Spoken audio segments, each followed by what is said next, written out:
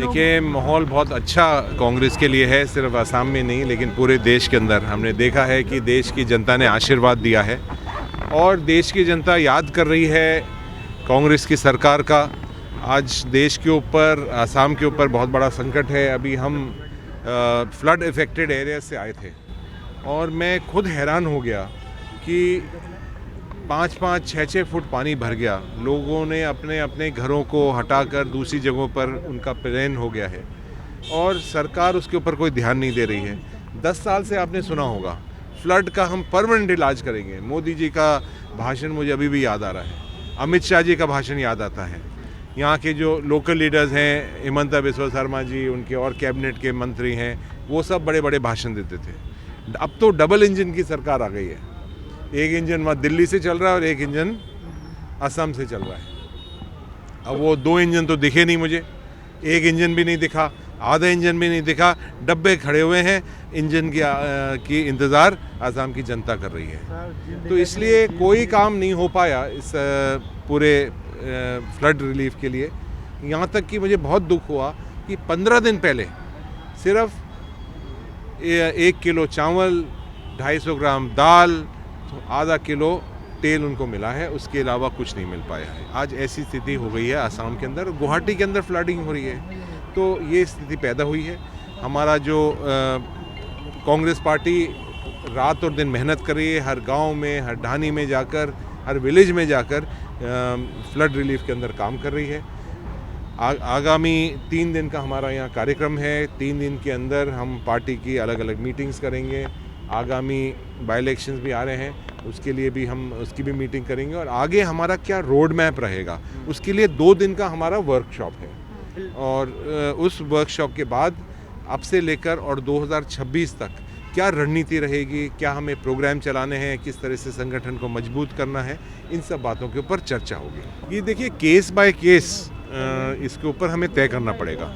और पहले तो APCC और हमारे सभी सीनियर लीडर्स हैं, वो उसके ऊपर चर्चा करेंगे। जब स्टेट रेकमेंड करता है, स्टेट से हम बात करते हैं, जब ही AICC उसके ऊपर कोई कार्रवाई करती है, क्योंकि APCC एक इंडिपेंडेंट स्टेट है, इंडिपेंडेंट ऑर्गेनाइजेशन है। तो हम AICC की तरफ से जो हमें स्टेट रेकमेंड करेगी, जो स्टेट की भावना होगी, यहाँ के लीडर्स की भावना होगी, उसके हिसाब से हम काम करेंगे। बीजेपी के कुछ बहुत सीनियर लीडर्स भी आने ये बात सही है कि बहुत सारे सीनियर लीडर्स आना चाहते हैं। उसके ऊपर एक बार स्टेट डिसाइड करे क्या उसका है, क्योंकि बहुत सारी चीज़ों का ध्यान रखना पड़ता है। ये बात मैं ज़रूर कहना चाहूँगा कि कांग्रेस पार्टी कंडीशनली किसी को नहीं लेती है। जो भी कोई व्यक्ति आएगा अनकंडीशनल आएगा। किसी को कोई टिकट का वादा नहीं करा जाएगा, किसी को कोई पद का वादा नहीं करा जाएगा। वो आएँ, पार्टी के अंदर ज्वाइन करें, पार्टी की विचारधारा से काम करें, आसाम की जनता की सेवा करें। उसके बाद ही उनका जो परफॉर्मेंस है, उनका जो कार्य है, उसको देखने के बाद ही कोई आगे का फैसला कांग्रेस पार्टी करती है। वो मैं आपसे निवेदन किया है, वो मैं आपको बताना चाहूँगा कि उसको हम केस बाय केस देखा जाएगा। कोई इनडिसिप्लिन का मामला रहा है, कोई और परेशानी रही है, तो उसके अंदर एक अलग हमें रुख देखना पड़ता है।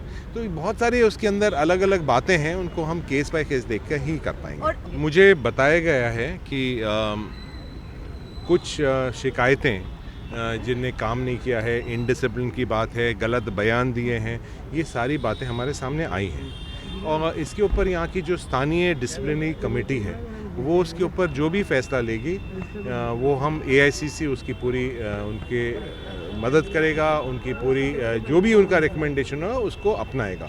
तो हमारे पास जो भी AICC के पास जो भी रिकमेंडेशन आएगी, उसके ऊपर हम तुरंत काम करेंगे। और ये बात ज़रूर मैं कहना चाहूँगा, डिसिप्लिन के ऊपर कोई भी कॉम्प्रोमाइज़ नहीं है। नहीं, जॉइनिंगर क्षेत्रतो आमी কৈছোৱে যে 15 চনৰ পৰা যিবিলাক মানুহে কংগ্ৰেছ দল এৰিছিলে, তেওঁলোকৰ ক্ষেত্ৰত এটা সৰ্বসন্মত সিদ্ধান্ত আমি দলত ল'ব লাগিব 15 to 2024। বাকী বেলেগ দলৰ পৰা মানুহ অহাৰ ক্ষেত্ৰতো বেলেগ কথা, কিন্তু কংগ্ৰেছক যি সময়ত আমাৰ 16 চনৰ পৰা শাসনত নাই, এতিয়া আমি 24 চন, এই দিনকেইটাত যিখিনি মানুহে কংগ্ৰেছটো ধৰি ৰাখিলে, এই দিনকেইটাত যিখিনি মানুহে কপালৰ ঘাম মাটিত পেলাই দিন নিশা কংগ্ৰেছ কৰিলে, সেই মানুহখিনিৰ আশা আকাংক্ষা, তেওঁলোকৰ অনুভৱক আমি বুজি লৈ পেলাইহে আমি কংগ্ৰেছক এৰি থৈ যোৱা মানুহখিনিক লোৱা নোলোৱা সিদ্ধান্ত কৰিম মানে সেইটো আমাৰ চবৰে কথা সাধাৰণ কৰ্মীবিলাকে কৈছে যে যিবিলাক মানুহে বেয়া সময়ত কংগ্ৰেছক এৰি থৈ গৈছে সেই মানুহবিলাকক যদি এতিয়া আমি ফটকৈ ৰঙা দলিচা পাৰি দিওঁ তেতিয়া এই যিখিনি দুৰ্যোগপূৰ্ণ সময়ত কংগ্ৰেছ কৰ্মী আছিলে তেওঁলোকৰ অন্তৰত আঘাত পাব নেকি সেইটো আমি নিশ্চিতভাৱে চাব লাগিব ইতিমধ্যে আমাৰ যিখন ডিচিপ্লিনাৰী একশ্যন কমিটি তেওঁলোকে 36টা কমপ্লেইন পাইছে এতিয়ালৈকে আমাৰ এখন ডিচিপ্লিনাৰী একশ্যন কমিটি আমি গঠন কৰিছোঁ সেই 36টা কমপ্লেইনৰ ওপৰত আজি বা কালিলৈ জিতেন্দ্ৰ সিং ডাঙৰীয়াৰ লগত ডিচিপ্লিনাৰী একশ্যন কমিটিখন বহিব